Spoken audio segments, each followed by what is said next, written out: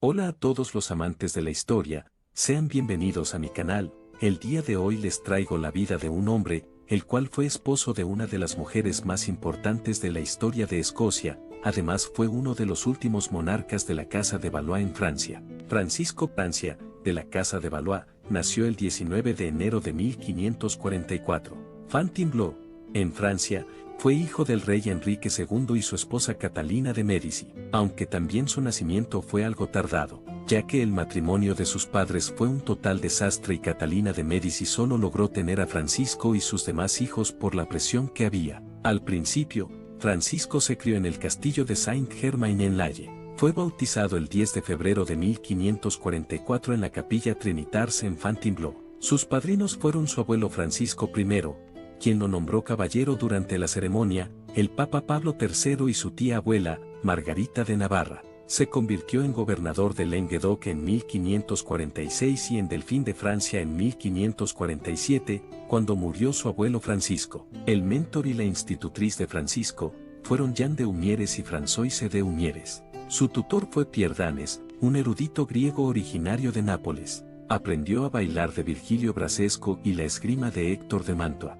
El rey Enrique II organizó un notable compromiso matrimonial para su hijo con María Estuardo, reina de Escocia, en el Acuerdo de Chatillon del 27 de enero de 1548, cuando Francisco tenía solo 4 años. María había sido coronada reina de Escocia en el castillo de Stirling, el 9 de septiembre de 1543, a la edad de 9 meses, después de la muerte de su padre, Jacobo V. Además de ser la reina de Escocia, María era nieta de Claudio, duque de Guisa, un personaje muy influyente y una importante figura en la corte de Francia. Una vez que el acuerdo de matrimonio fue ratificado formalmente, María, de 6 años, fue enviada a Francia para ser criada en la corte hasta el matrimonio. Aunque María era alta para su edad y elocuente, Francisco en cambio era inusualmente bajo y tartamudo. El 24 de abril de 1558, el Delfín, de 14 años, se casó con la reina de Escocia en la Catedral de Notre Dame, en París. Fue una unión que podría haber dado a los futuros reyes de Francia el trono de Escocia y también un reclamo al trono de Inglaterra, a través del bisabuelo de María, el rey Enrique VII de Inglaterra. Como resultado del matrimonio, Francisco se convirtió en rey consorte en Escocia. El matrimonio no produjo hijos, posiblemente debido a las enfermedades de Francisco o sus testículos no descendidos. El matrimonio, a pesar de que no logró engendrar hijos, fue bastante feliz y unido. Poco más de un año después de su matrimonio, el 10 de julio de 1559, Francisco se convirtió en rey a la edad de 15 años, tras la muerte de padre, Enrique II tras un accidente en unas justas. El 21 de septiembre de 1559, Francisco fue coronado rey de Francia en Reims por su tío Carlos. La corona era tan pesada que los nobles tuvieron que mantenerla en su lugar por él. La corte luego se trasladó al Valle de Loira, donde el castillo de Bleguay y los bosques circundantes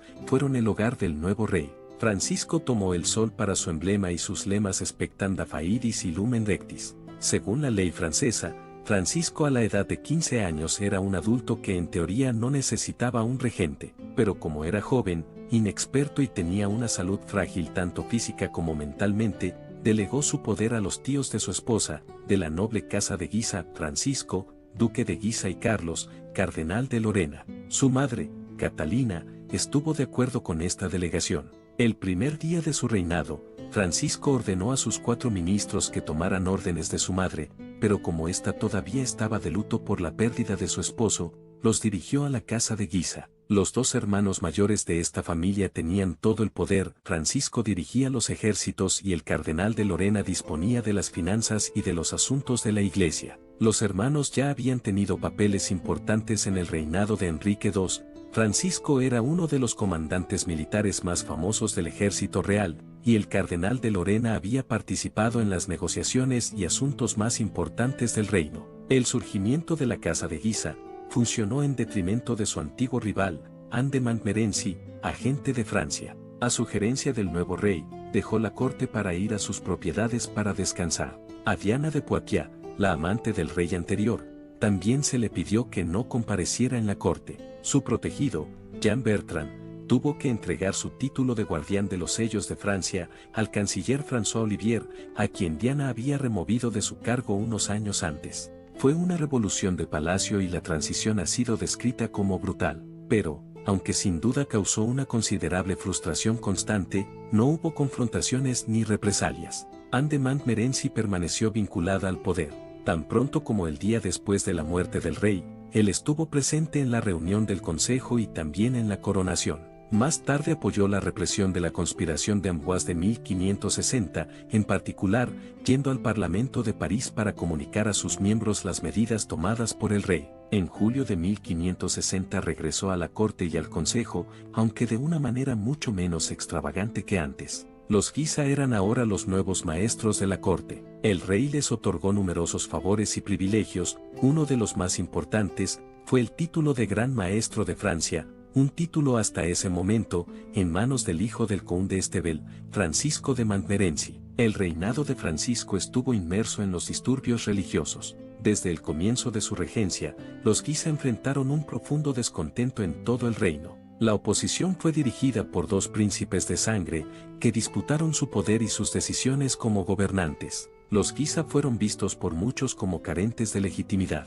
Para sus adversarios, eran simplemente extranjeros ambiciosos de Lorena. Su padre Claudio, duque de Guisa, era hijo de Renato II, duque de Lorena, a quien el rey Francisco I, su compañero militar, le había otorgado la ciudadanía francesa. La principal crítica contra los Guisa era que se aprovechaban de la juventud del rey para ejercer el poder arbitrariamente. Un movimiento de oposición dirigido por el príncipe de sangre, Antonio de Navarra, rey de Navarra, impugnó su poder. Algunos teóricos, como Francisco Othman, creían que la ley autorizaba a este último a ser el asesor principal del rey, ya que era descendiente de Luis IX de Francia y, por lo tanto, heredero del trono si la casa de Valois desaparecía en el poder. Sin embargo, Antonio no pudo prevalecer contra los Guisa cuando llegó a los tribunales. Las decisiones políticas del gobierno también fueron impugnadas. Los Guisa enfrentaron una desastrosa situación financiera. Después de décadas de guerras contra la Casa de Habsburgo, la deuda pública era de 48 millones de libras, mientras que el rey tenía solo 12 millones de libras en ingresos anuales. Los Guisa implementaron una política de austeridad destinada a mejorar la situación financiera del país, pero esto contribuyó poderosamente a su impopularidad. También retrasaron el pago del personal militar, los funcionarios del rey y los proveedores de la corte. Redujeron el tamaño del ejército y muchos soldados quedaron desempleados. Las frustraciones aumentaron en la corte, ya que los recortes salvaron a los regimientos bajo el control de los Guisa y sus amigos. En religión, los Guisa aumentaron la represión del protestantismo iniciada por el rey Enrique. El otoño de 1559 vio una ola de allanamientos, arrestos y confiscaciones de activos. El 23 de diciembre de 1559, el consejero secretario Andubaur, magistrado del Parlamento de París, que había impugnado la represión, fue ejecutado públicamente en París en la Plaza de Greve. Decididos a detener la persecución y hacer que el protestantismo fuese reconocido oficialmente, un grupo de nobles planeó la conspiración de Amboise para derrocar al gobierno y dar poder a los príncipes de sangre, que apoyaron la nueva religión. Los conspiradores planearon apoderarse del palacio con la ayuda de la Guardia Real,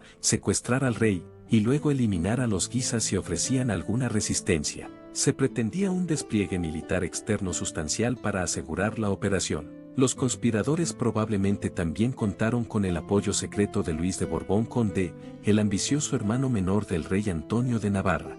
Durante febrero de 1560, el tribunal recibió múltiples advertencias sobre la conspiración. Debido a esa amenaza, el Consejo Real decidió, bajo la influencia de la reina Catalina de Medici, hacer algunas concesiones. El 8 de marzo de 1560, el rey firmó un edicto que otorgaba amnistía general a los protestantes. Pero fue demasiado tarde, la conspiración ya estaba en marcha. Desde todas partes del reino, las tropas se dirigían al castillo de Amboise, donde residía la corte. En las ciudades de Tours y Orleans, recibieron dinero y armas de los conspiradores. La conspiración mal organizada terminó en un baño de sangre. Su resultado se determinó el 15 de marzo, cuando Jacques, duque de Nemours, arrestó a algunos de los principales conspiradores. Durante los días siguientes, las tropas desorientadas, en su mayoría campesinos, fueron arrestados uno por uno en el bosque de Amboise y sus alrededores. Al principio, el rey estaba inclinado a la clemencia,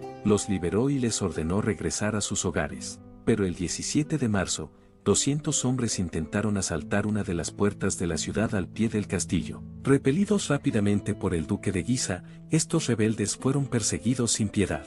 Más de 100 fueron ejecutados, algunos incluso colgados de las murallas del castillo. Las represalias continuaron durante varias semanas y murieron casi 1.200 personas. Los Guisa estaban menos seguros de cómo manejar al príncipe de Condat. Había llegado a la corte durante el levantamiento y ayudó a defender el castillo. El testimonio de los prisioneros claramente lo colocaba como el beneficiario de la conspiración, pero la palabra de los plebeyos no contaba contra la de un príncipe de sangre, se necesitaban pruebas irrefutables por escrito para acusarlo. Como todavía estaba libre, Condat dejó la corte para encontrarse con su hermano Antonio en el suroeste. El estallido de violencia causado por la conspiración de Amboise hizo que el tribunal decidiera que perseguir a los protestantes solo empeoraba la crisis religiosa. Bajo la influencia de Catalina y los miembros del Consejo Real, el gobierno intentó aliviar las tensiones con una política de conciliación. La clemencia hacia los protestantes se convirtió en política. Las asambleas públicas todavía estaban prohibidas, pero el gobierno liberó a todos los presos religiosos. Esta fue la primera flexibilización de la persecución religiosa desde el reinado de Enrique II. Un edicto firmado en Romorantin, en mayo de 1560, fue el comienzo del derecho a la libertad de conciencia en Francia. En abril de 1560, la reina madre hizo que Michel de L'Hospital fuera nombrado canciller de Francia. El gobierno fue entonces dominado por medianos, humanistas convencidos de que la reconciliación entre cristianos era posible, basada en concesiones recíprocas. Carlos, cardenal de Lorena, estaba abierto a la reforma de la Iglesia. Se propuso oficialmente un consejo ecuménico para la Iglesia de Francia, en lugar de obtener el consentimiento del Papa Pío IV. El cardenal y la reina madre convocaron a un consejo general en el que cristianos de todas las opiniones y de toda Europa se reunieran para reformar la religión. El papa se opuso a esto.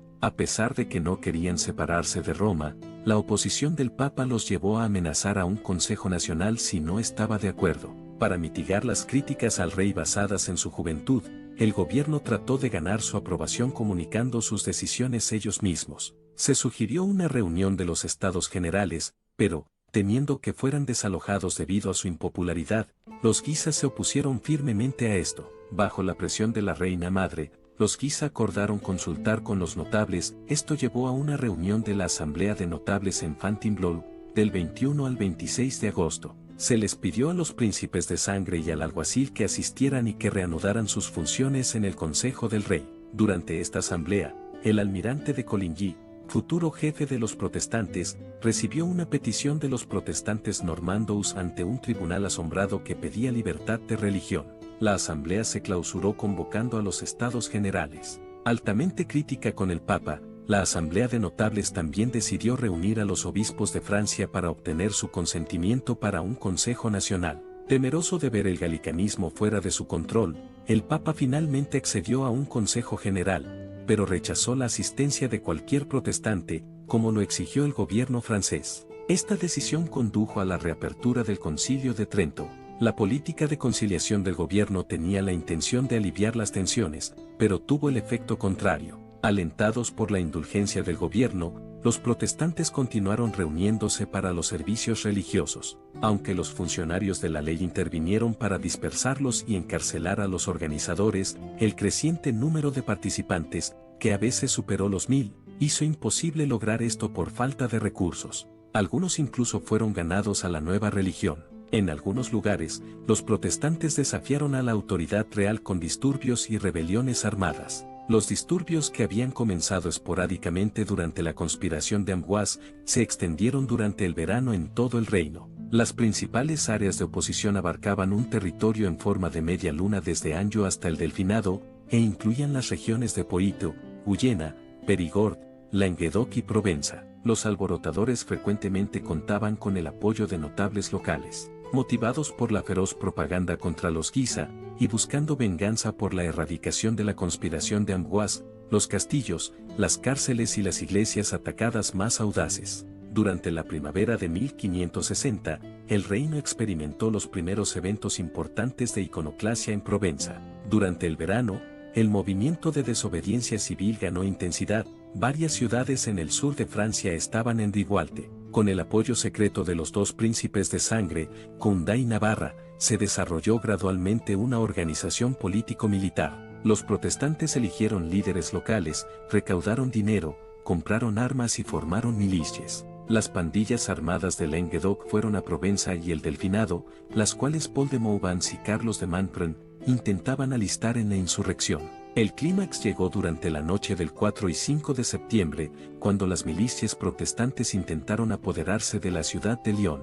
La reacción del rey fue feroz y decidida, movilizó a sus tropas, envió al ejército a las zonas de disturbios y ordenó a los gobernadores que volvieran a sus posiciones. En otoño, el orden se restableció lentamente. Convencido de que el príncipe de Condá fue el responsable del levantamiento, el rey lo convocó a la corte y lo arrestó el 31 de octubre de 1560. En política exterior, Francisco continuó los esfuerzos de paz iniciados por su padre, Enrique II, con la firma de la paz de Cateau-Cambrésis en abril de 1559, que puso fin a 40 años de guerra entre Francia y el Imperio de los Habsburgo. A expensas de su influencia en Europa, Francia continuó restaurando las tierras conquistadas en los últimos 40 años. En este sentido, el reinado de Francisco comenzó el declive de la influencia francesa en toda Europa, en beneficio de España. Cuando su padre, el rey Enrique, murió, como les dije antes, la restitución de estos territorios estaba en marcha.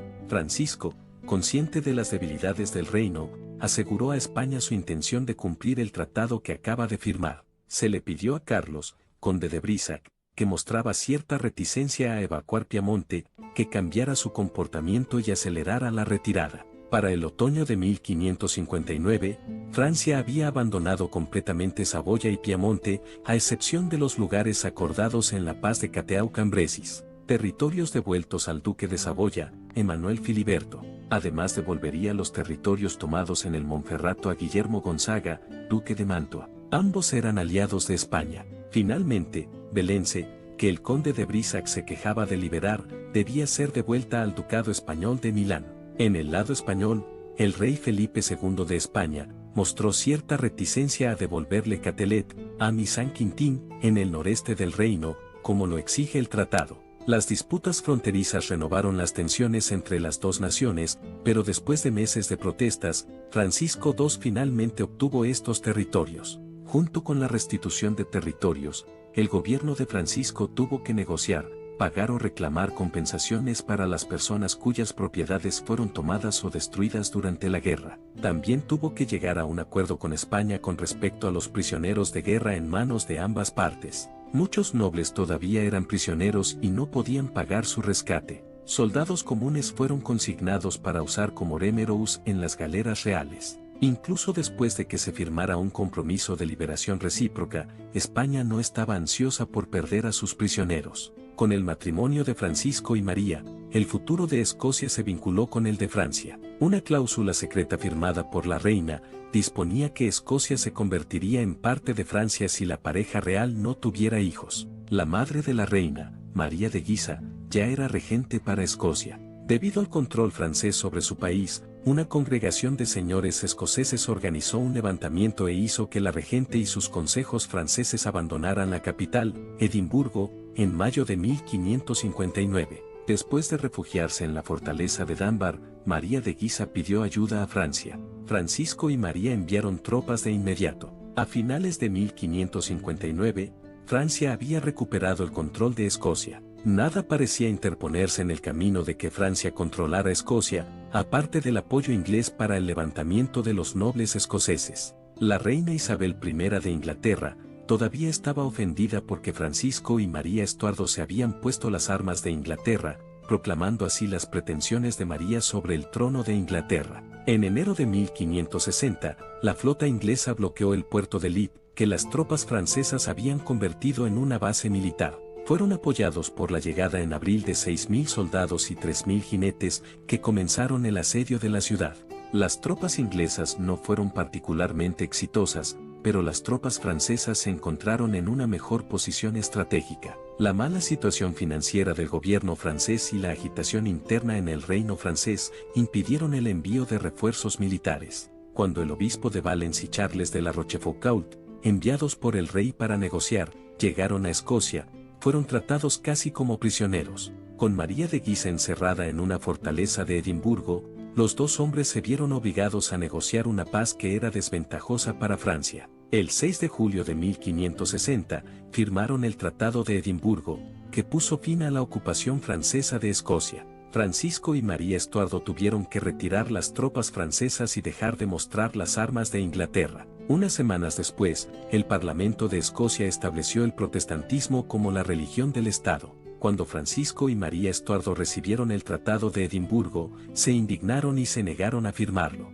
También cuestionaron la legitimidad de la decisión del Parlamento escocés. Tras unos pocos meses de reinado, Francisco falleció el 5 de diciembre de 1560 a causa de una oteitis que le produjo un absceso. La trepanación la llevó a cabo en Rois-Paré. Al morir sin descendencia, su hermano, el duque Carlos de Orleans, con 10 años, le sucedió como Carlos IX, mientras que su esposa, a la que él amó hasta el día de su muerte, María Estuardo, volvió a Escocia. La salud del rey se deterioró en noviembre de 1560. El 16 de noviembre se desmayó y, después de solo 17 meses en el trono, Francisco murió el 5 de diciembre de 1560 en el Palacio Groslotte, Orleans. Las sospechas de que los protestantes hubieran envenenado al rey iban en aumento, una opinión sostenida por los católicos a medida que aumentaban las tensiones entre ellos y los protestantes. Sin embargo, esto no ha sido probado. Francisco tuvo un breve reinado.